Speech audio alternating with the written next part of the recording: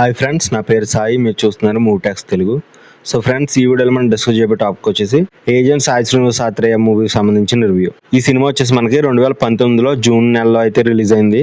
RSJ Swaroop ఈ మూవీని అయితే డైరెక్ట్ చేశారు. నిజానికి 1 crore బడ్జెట్ తో ఈ సినిమాని తెరకెక్కిస్తే 20 crores అయితే కలెక్షన్స్ అనేవి వచ్చాయి. మరి నిజానికి ఈ సినిమాకి ఎంత ప్రాఫిట్ అనేది ఎందుకు వచ్చిందంటే, మన తెలుగు ఆడియన్స్ మిస్టరీ ఫిల్మ్స్ కానీ థ్రిల్లర్ ఫిల్మ్స్ కానీ చాలా ఎక్కువ రెస్పెక్ట్ అనేది ఇస్తారు. అంటే ఆ మూవీస్ వచ్చిన వెంటనే మన తెలుగు ఆడియన్స్ చాలా ఆకలి మీద ఉంటారు. వచ్చిన వెంటనే ఆ మూవీస్ అనేవి చూసేస్తారు. సో ఫ్రెండ్స్, అందులోనూ agent Sai Srinivas Athreya movie trailer అనేది చాలా బాగుంది.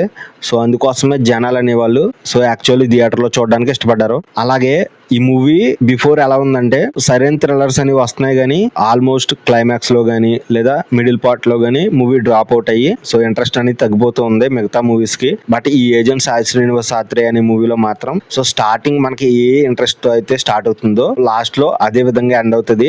అది జనాలకి చాలా బాగా నచ్చింది. సో దాని గురించే ఇన్ని కలెక్షన్స్ అనేవి ఈ మూవీకి వచ్చాయి. సో ఇంతకీ ఈ మూవీకి సంబంధించిన స్టోరీని చిన్నగా డిఫైన్ చేయాలంటే, మన ఏజెంట్ ఆత్రేయ నెల్లూరులో FBI అని ఒక స్పెషల్ ఇన్వెస్టిగేషన్ ఆఫీస్ అనేది స్టార్ట్ చేస్తాడు.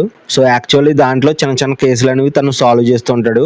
కానీ తన లైఫ్ ని చేంజ్ చేసే ఒక పెద్ద కేసు కోసం వెయిట్ చేస్తూ ఉంటాడు. కరెక్ట్ టైంలో అదే విధంగా ఒక పెద్ద కేసు రావడమే కాకుండా ఆ కేసులో తనే ఒక సస్పెక్ట్ గా మారతాడనమాట.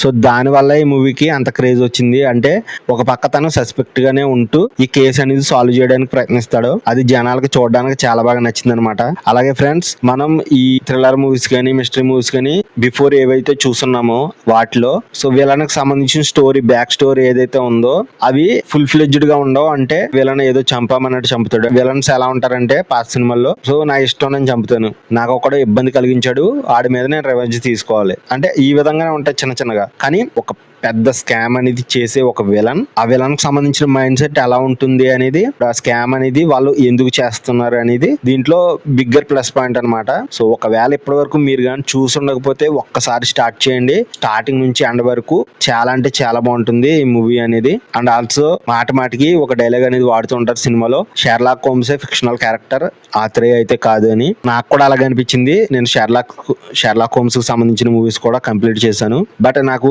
ఏజెంట్ సాయి శ్రీనివాస్ ఆత్రేయ మూవీ నచ్చినంత షెర్లాక్ హోమ్స్ మూవీస్ అయితే నచ్చలేదు. సో మేబీ ద బెస్ట్ మన తెలుగులో ఉండడం వల్ల ఏమో గానీ నాకైతే షెర్లాక్ హోమ్స్ మూవీస్ కొంచెం లో అనే అనిపించినాయి, అందుకే మన ఏజెంట్ ఆత్రేయతో పోలిస్తే. సో ఈ మూవీకి సంబంధించిన క్రెడిట్ అనేది మన హీరో నవీన్ పొలిశెట్టికి ఎంత ఉందో అదే విధంగా ఈ మూవీ డైరెక్టర్ అయిన RSJ స్వరూప్ కూడా అంతే క్రెడిట్ అయితే ఇవ్వాలి. అంటే మనం బేసికల్లీ ఈ మూవీలో ఏం చూస్తామంటే, ఒక విజన్, అంటే ఒక విలన్ క్యారెక్టర్ క్రియేట్ చేసినా గానీ ఒక పర్ఫెక్ట్ స్టోరీ అనేది రాసుకోగలిగితే సినిమా చూసేవాడికి, ఆడియన్స్ కి చాలా ఇంట్రెస్ట్ కలిగించవచ్చు. అంటే చిన్న చిన్న సీన్సే పడినా గానీ, పెద్ద పెద్ద హీరోలు లేకపోయినా గానీ, అంటే మన నవీన్ పొలిశెట్టి కూడా చూడండి చాలా down to earth hero. So అలాంటి హీరోని ఒక స్టార్ హీరో చేసేసిన సినిమా ఇది. అది కూడా ఒక లో బడ్జెట్ ఫిల్మ్, 1 crore బడ్జెట్ లో. సో దాన్ని బట్టి మీరే అర్థం చేసుకోండి సినిమా ఎలా ఉంటుందని. అండ్ ఆల్సో ఇదే ఇయర్ లో మరొక బ్రహ్మాండమైన సినిమా కూడా రిలీజ్ అయింది, అదే రాక్షసుడు.